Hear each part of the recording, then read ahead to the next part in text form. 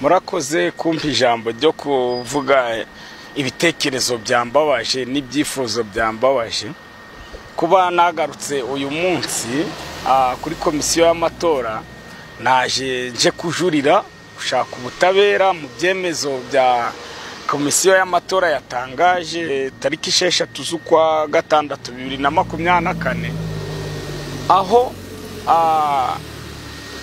Maître Hakizimana Innocent natanze kandidatire ku mwanya wo kuyobora u Rwanda mu matora yo guhatanira mu matora y'umukuru w'igihugu azaba tariki 15 z'ukwa karindwi 2024. Ariko twatunguwe abakandida bigenga n'icyemezo cyafashwe na komisiyo y'amatora aho bavugaga ko turi mu batujuje ibisabwa, kandi mu by'ukuri twujuje ibisabwa. Twaragiye ahubwo bitewe nuko uwaduhaye amabwiriza n'impapuro yaduhaye amabwiriza nabi, tujya gushaka imikono ku buryo bo badutega imitego, kumva kudutega imitego mu bintu kuri kiriteri imwe anari yigoye. Ariko no kubona ikintu cyadutunguye kuba nariyo banahise bashiraho umwanzuro yuko umuntu utujuje ngo imikono kandi yarenganyijwe iyo mikono yarayujuje ku buryo bw'ikoranabuhanga, ugasanga umuntu wagusinyiye ndaguha urugero kanse bandeze uturere dutatu mu mikono 1000 natanze, bandeze imikono 12 mu turere ngo nta nujuje imikono 12 mu turere dutatu. Ako karere na karere ka Kirehe, akandi na karere ka Gatsibo, akandi na karere ka Nyagatare. Ndumva Kirehe mfite abantu 14, Nyagatare nkagira abantu 14, Gatsibo nkagira abantu 15. Baye ninje wabyikoreshereje nka mwarimu, najyaga buri karere akaguhiranga muntu, yaguhiranga muntu ukandika amazina ye, ukandika nimero ye yiranga muntu, ugashiraho na karere, ugashiraho kwa nari aho barizwa kuko ariho wari umusanze. Ariko ikintu cyatunguranye, komisiyo yagiye mu busesenguzi yikinjiramo igasanga wa muntu ni Nyagatare, yagera hirya igasanga yamaze kwimura kuri liste yitora, yagiye wenda kubera hahira Kigali niyo yimukiye ko ari hazatorera atatakaje amatike. Icyo gerero umukono ukabimfabusa. Kumva rero biri ari ibintu by'akarengane. Ngerageje kuganira n'umunyamabanga muri komisiyo y'igihugu y'amatora mu Rwanda, tugerageje kuganira bambaza ku bujurire bwanje banyakiye, ariko anyakiye akoresha imvugo mbi kubera ko ibibazo namubazaga bitashoboraga kuba byasubizwa. Yatangiye ambwira ati imikono yanjye ntabwo yuzuye nguko babyanditse, nguko bafashe icyemezo, ariko ngenda mubwira ati imikono nije wabyikoreshereje, nta muntu nasizeho kuko bagenzi banje bagendaga bashiraho abantu.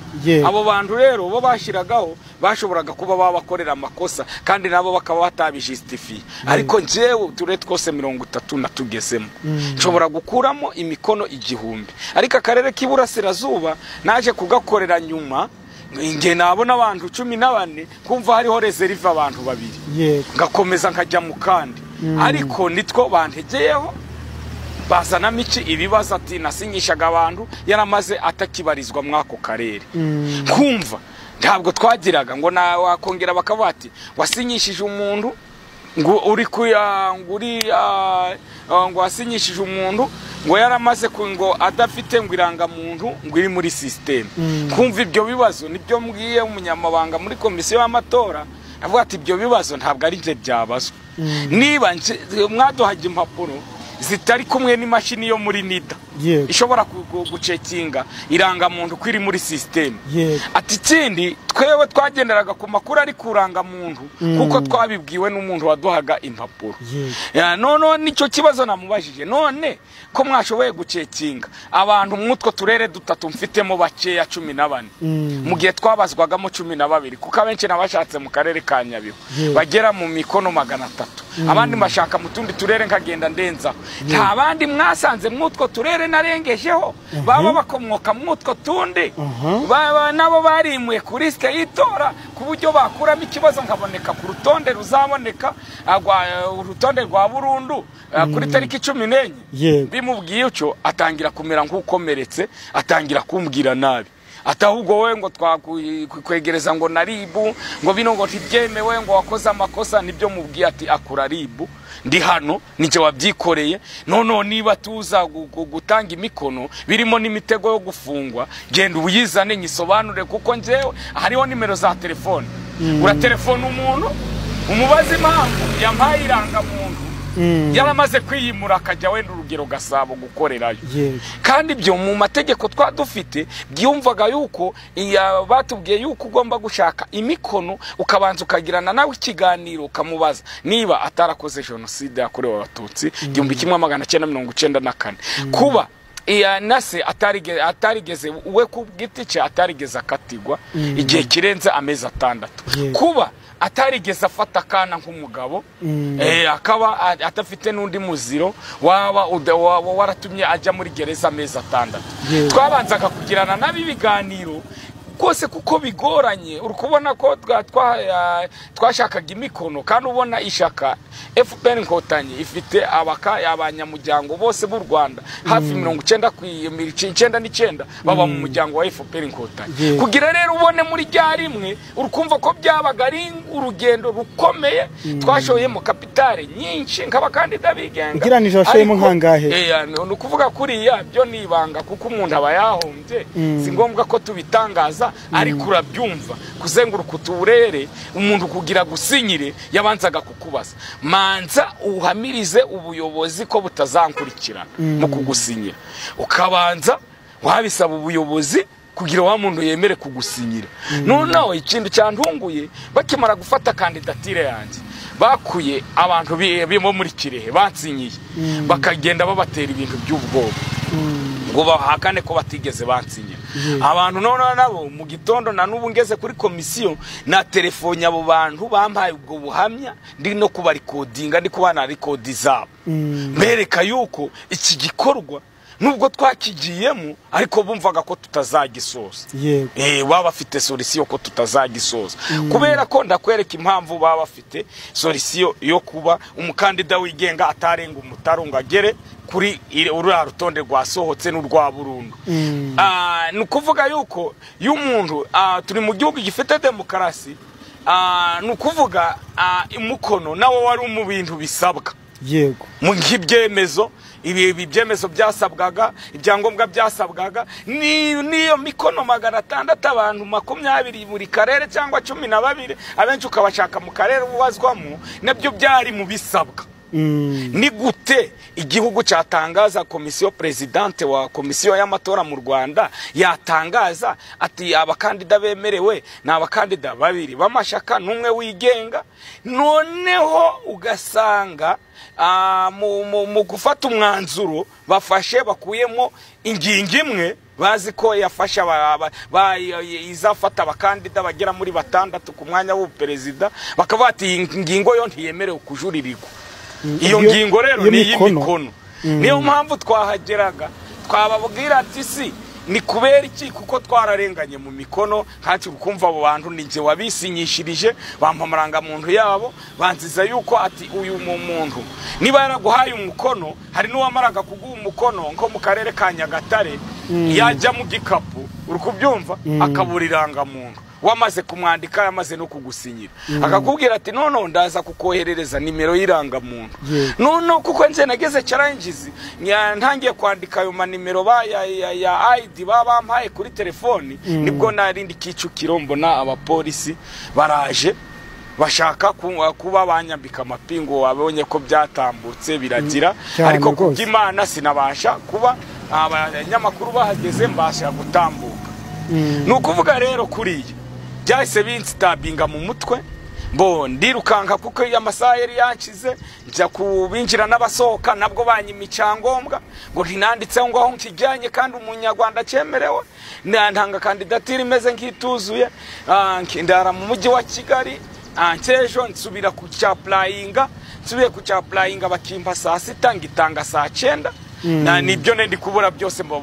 ndabyujuje ariko ntunguwe no kubona ku rutonde rwasohotse bandega ngo nagize ngo amaranga muntu kumva hari ikintu cy'amakosa cyakozwemo nubwo nta kwemererwa kujya kuri urutonde ariko 2029 nzaba mfite iki ishyaka nashinze ku buryo nahatana ku rwego mfite ishyaka kuko nabonye amahirwe bayahishaka ku bakandida bigenga ari abadepite mu badepite hari 80 bigenga hasohotse umwe nawe umukire nibyo naho se ndi kuganira na bari ni gute umuntu usohoka mu badepite bose bujuje ibisabwa bose babareza imikono niba imikono ni gute niyo mpamvu bahise bafata icyemezo muri komisiyo presidente kandi presidente natwe nta butabera twamwizeraho kuko nawe umwanya akoramo n'uwo munyamabanga baranumwe rero wabanomye nawe aracyari ku butegetsi nukuvuga rero baba bakora ibintu banategetswe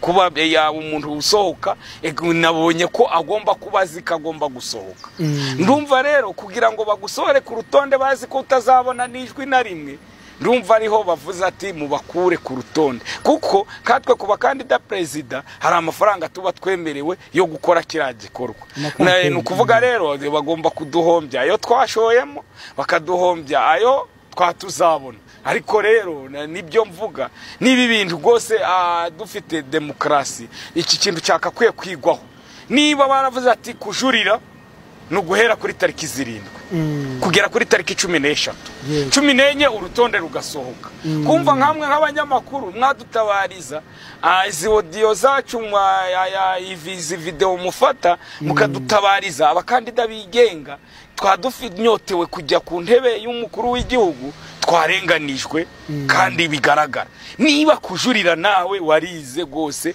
y'umuntu ajurira yakoze ikizame ajurira mu bizame byose sibyo kandi muyo baguhaye igihe cyo kujurira baguha n'igihe cyo kuzuza kuba wakuzuza muri iyo minsi ibyo waburaga ni kubera iki nijyo mwatubariza nk'abanyamakuru niba twarenganyijwe mu mikono kandi bisaba system ari amakosa ya komisiyo y'igihugu y'amatora neki mu Rwanda yagiye yakoze iryo kosa ryo kuduha ubusobanuro bukeya kuri ibyo bintu no kuduha imashini zo kuja ducekinga nagiye nanayinenga aho baduhaga impapuro twagera mu turere tukagenda dukubitwa tugirirwa wiburengerazuba tugenda dutabaza twatabaza muri komisiyo ndi batugire bujya n'umunyonzi mu gihugu bamuhikarita imugaragaza niba rero komisiyo yadusuzuguye tugitangira kuko njewe nashakaga no kuba nasubiza impapuro ntari najya mu turere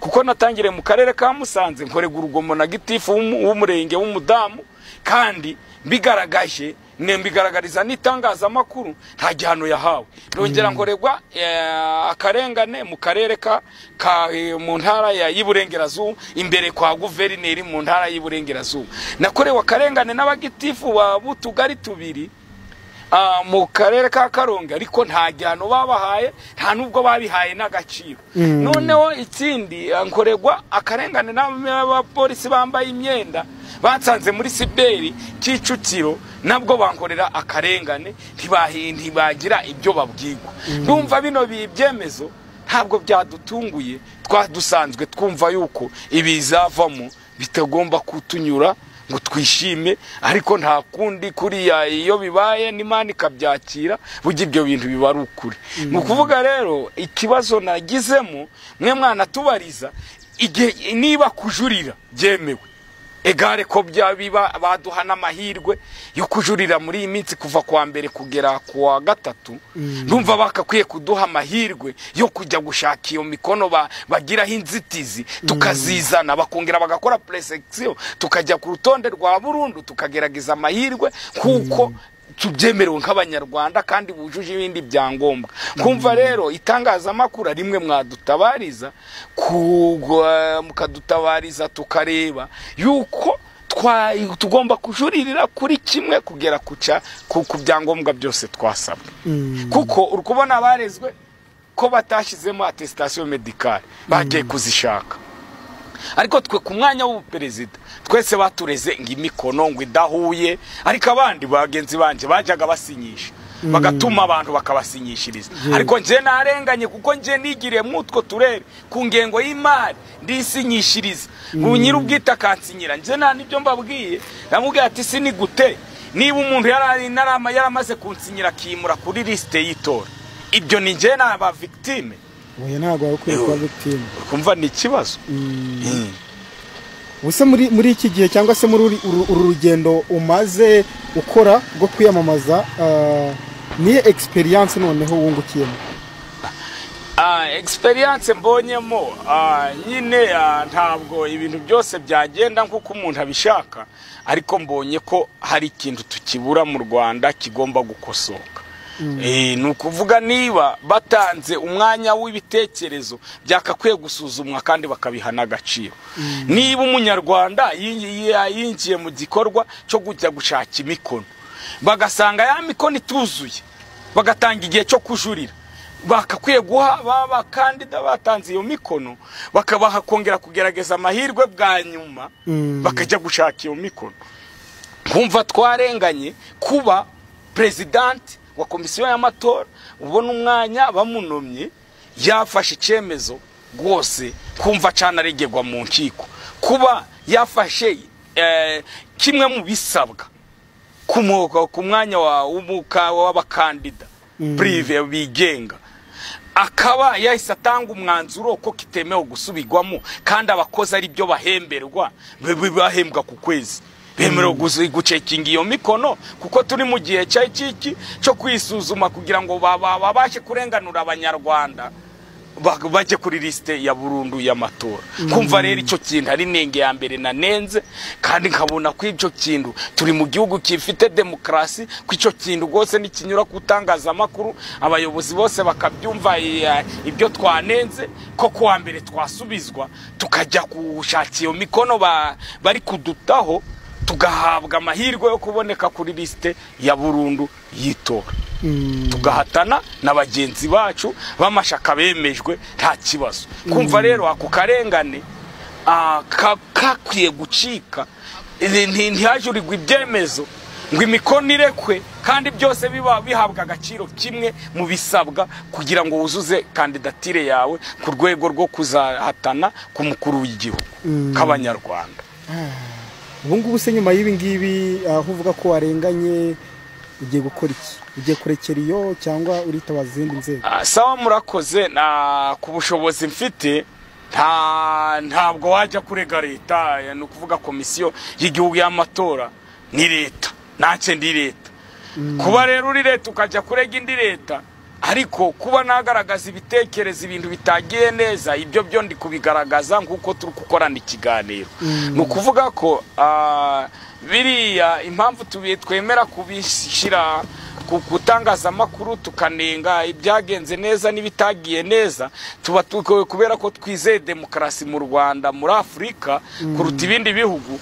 Twizeye neza 100% ko bizagera kuwa mbere batwakuye bakaduha amahirwe, natwe tukajya gushaka iyo mikono batemera, tukabazanira imikono yemewe, tukazahatana ku rwego rwa tukazibona kuri liste zasohoka mu kwa gatandatu tariki 14 z'ukwa gatandatu 2024 ku rutonde rwa burundu. Kandi koko nk'abanyarwanda twitanze tukagaragaza demokrasi neza isanzwe mu Rwanda, kandi dufite abayobozi bumva batwumva abanyarwanda, kandi ntibakwemera gusekwa n'amahanga bumva ngo n'abanyarwanda bari mu Rwanda bimwe amahirwe. Ahubwo ndumva ko bizagera kuwa mbere bakebuye, leta izakebura guverinoma. Twanditse kuri X, nagerageje gutabaza kuri X, ngerageza kuvuga ibyari byo uko bimeze, ngerageza kuvuga niba turi baduhaye periode yo kujurira, igihe cyo kujurira nacyo ndumva kuwa mbere kugera kuwa kane kuwa gatatu bizahagera kwa presidente wa komisiyo y'amatora mu Rwanda ukorera hano House Rura mu Kiyovu, azaba yatwakuye, bongere baduha amahirwe, baduha izo fomu, twongere tujye gushaka iki abo bantu, twongere tubikore bushya, bongere bakore analyse, basohora urutonde rwa burundu. Ibyo byo ndabyizeye, kandi naho bitakorwa tuzagerageza 2029 kuko twubaye igihugu turimo. Ntabwo wajya gutanga inkiko ngo ujye gutanga ikirego mu nkiko, icyo gihe ntabwo uba wiyubashe nk'umunyarwanda. Ahubwo nubwo bitakorwa kuva kwa mbere kugera kwa gatatu niba tatwakura, tuzagumya dukora ibyo twakoraga, ariko ibyiza nuko twagaragaje isura nziza yo gutinyuka nk'abanyarwanda, tukambara uturere twose tukajya gushaka imikono nubwo bitaduhiriye bitewe n'amakuru make baduhaye. Ariko nagarukaga mu biganiro ndavuga ati komisiyo y'igihugu y'amatora yari ikwiye guhindura izina, kuko niyitanga abayobozi, nibitanga abayobozi uyitegeka nawe yaranumwe atarakoze, ataranyuze mu bizame, ntabwo nta kundi kuri twashakamo kurenze uko tubonye. Ariko nde biratubabaje, tunarahombye, ariko ntabwo igihugu cyaka kwemera ko duhomba. Kandi twatinyutse turi no mu Rwanda, turi abanyarwanda bujuje ibisabwa, ahubwo bakaduhaye amahirwe yo kujya kuzuza iyo mikono bumva bashaka muri komisiyo. Kandi ndi kurega uturere dutatu kutujyamo n'umunsi umwe, kabazanira iyo mikono bakansobora ku rutonde rwa burundu. Ariko kubera ko ibyuma bike na systeme, ntabwo twagenderaga imashini igaragaza yuko umuntu yiyimuye ngo uhite umubona. Kandi twumvaga ko kwiyimura twibatubwiye ko tugomba kureba irangamuntu yayifatiye. Irangamuntu itari muri systeme nta bundi bubasha ntiwabimenya. Kanse bampaye impapuro, nta mashini bampaye. Nukuvuga rero twaganizaga abaturage bigoye. Hanije yabonaga hariho umwanya wo kuzaba umukuru w'igihugu akirukanga. Nukuvuga n'abanyarwanda badusinyiraga, wabanzaga kumwigisha kugira gusinyira, byafataga iminota 40. Buri karere umuntu yararagamo ari kugenda ari kwigisha ati siningusinyira nta birangiraho ingaruka, ati siningusinyira ngafungwa, none siningusinyira gutse. Mbese ugasanga niyo mpamvu badukoreye ibintu bitari byiza. Niba umuntu yagwaye fomu iriho amakuru yose umuzaniye, ntabwo byakabaye ngombwa ko yongera gutelefona wa muntu. Ni cya cyizere gike abanyarwanda twifitiye. Niba umunyarwanda guhaye ati genda wuzuze bino bisabwa ubinzanire, yakakwiye kuverifya bya bintu, ariko ntiyongereho kujya kubaza wa muturage ngo kubera iki wamusinyiye. Urukumva kandi bitari mu muke mu mabwiriza no mu bisabwa. Twasabwaga imikono. Gusabwa umukono to wabura hiranga umuntu yaguhaye umukono, akaguha nimero ya telefone, akaguha adresse ze, ngo umukono bawugira imfabusa. Urukumva rero nabyo nakarengane. Ariko nta handi twari, sinzi niba wewe nk'umunyamakuru ushobora kubuza inzego wangira inama yo kuba akarengane nkorewe nkaba gose kuko nsohowe na nabi. Ahubwo ngo ninsinyire bari bashatse guhamagara abasekirite ngo banyakurira abasekirite ngo bankura umwongo na nabi umunyamabanga. Kumva ari gukanga umuntu wari ugiye kwiyamamaza ku mwanya w'umukuru w'igihugu, bitwereka yuko ari komedi twakinaga. Biraba barabirangije kurikije uko amagambo bambwiye, ngo funga icyo kinywa cyawe, ngo sohoka, ngo kuvuga ikisi, ngo toka, ngo va hano, ngo twakura abasekirite ngo bakanaguhondagura. Kumva na biriya ari toto impolite. Ibintu twarakoraga byari nka geste, ni nko gutaha ubukwe. Biriya byabaga byararangiye. Ibaziyo ingoma zivugira muri komisiyo y'igihugu y'amatora kubera kuguhohotera. Nyine ni ikibazo. Ndasohotse mpura n'abagabo babiri bari aho muri komisiyo, barambwira ati si kusohokanye n'umujinya uri kwivovota. Mbasobanura ati wa kigabo twakubwira ati sohoka va mu komisiyo. Urukumva nabyo ni toto impolite. Niba umuntu yaratanze kandidatire ye bakayemera ku mwanya w'umukuru w'igihugu, yakakwiye gusubizwa neza, ariko ntibamwereke ko ibyo yararimo kari agakino, ko ibyo bintu bitanashoboka. Nseyo bimbaye isura n'ishusho. Niyo nari ndasohokaho ndumva gose usibye kuruhira ubusa nta kintu cyakizavamo. Kuko nje nize literature, ibintu byo kwiyamamaza no gutogwa biba muri domaine yacu.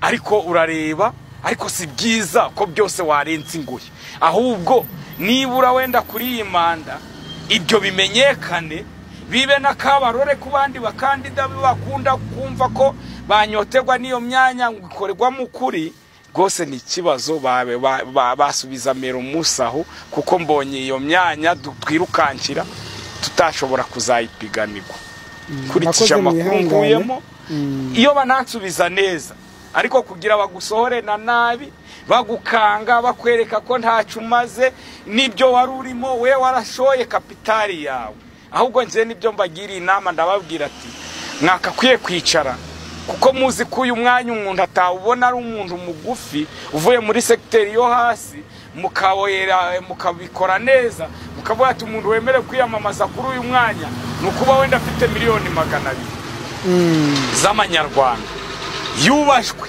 agenda mu modoka nziza afite ibipangu byiza afite n'akazi keza kuko abasohotse bafite akazi keza kandi ka leta kumva rero ahubwo babikosora bakabata umuntu wemere kuba umudepite nukuba afite akazi keza kuba afite kapitali yiniye kuba perezida kuba afite amafaranga ya naye kuba sanganywe n'akazi keza ibyo bintu byatuma abanyarwanda benshi bareka basubiza mero musaho yo kongera kumva ko babona imyanya y'ubudepite yo kuba perezida binyuze mu matora kuko mu matora niyo myanya iboneka itavunya abaturage abanyarwanda ku isi yose. Murakoze cyane kandi mukomeze kwihangana wenda muzagerageza ubutaha bizakunda. Ni byiza Imana nidushoboza tukagera icyo gihe tuzagerageza kuko ndabizi ko n'iki kiganiro dukoranye kiragira isura nshya gihindura kuko ndumva nagiye mvugana na radio zitandukanye zose ziragenda zibinyuraho zibiyungurura ariko natwe tuba mu gihugu gifite demokrasi ndumva gose ni ya interview ni tumaze kuganira hari ibyiri